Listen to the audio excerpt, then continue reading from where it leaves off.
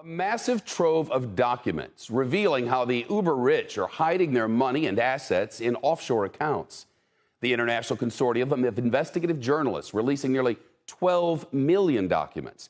They're dubbed the Pandora Papers. They show the extreme lengths to which some of the world's wealthiest and most powerful people go to avoid taxes, scrutiny, and accountability. According to the reporting of the Washington Post, this is the group's largest ever document dump of its kind. The Post collaborated on the investigation. It reports 14 of the cases involve current leaders of countries around the world. The documents show Jordan's King Abdullah II used offshore accounts to spend more than $100 million on lavish homes in the United States and elsewhere. The palace says he did not do anything improper and bought the properties with his personal fortune, not government funds. The former British Prime Minister Tony Blair also named in the papers. He and his wife are accused of avoiding about $400,000 in taxes when they acquired a London townhouse by buying the offshore company that owned it. They defended the purchase to the BBC and said they'll have to pay taxes if they sell the property. According to the papers, pop star Shakira set up offshore entities in the British Virgin Islands to hide her assets. She's already facing accusations of tax fraud in Spain.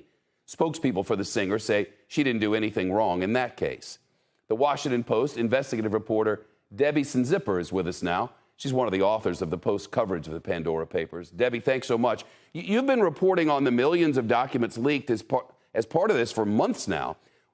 From your reporting, what stands out to you most in the finances of the world's elite? There really is, what we've learned is there really is a parallel financial universe for the world's millionaires and billionaires. And, you know, it's not all questionable behavior, but we did find in our investigation a number of people who, you know, appear to use this offshore system to either avoid taxes or to potentially hide the proceeds of criminal behavior. And it has raised a number of questions. The documents revealed the offshore accounts of more than 300 politicians, including world leaders, pop stars, con artists, crooks, murderers. A whole bunch of names popped up in our documents as having leveraged this offshore tax haven system. Debbie, I didn't mean to interrupt. I'm sorry. I was just going to say the world's elite appear to have chosen areas in the United States, including South Dakota, over some of the world's more traditional tax havens. Why is that? A place you'd least expect it, right? Yeah. I mean, who would ever think South Dakota?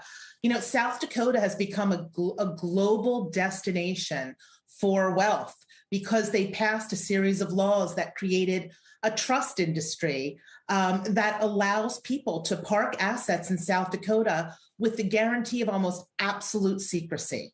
And so that is a huge appeal for people who are interested in, privacy.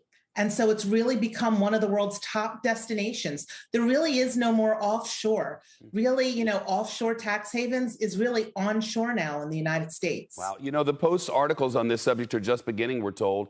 Can you give us an idea of what's in the pipeline?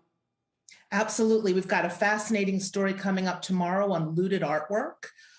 We've got stories about the more than 100 billionaires in the world whose names show up in the Pandora Papers. So we have a lot more coming. Today, we had a story about criminals in the United States, including some very high-profile criminals who moved their assets offshore while investigators were bearing down and potentially moving to prosecute. So it's really been a fascinating look at this parallel financial universe. Well, it's been a great read so far. Debbie Sinzipper, and to the rest of you, thank you so much.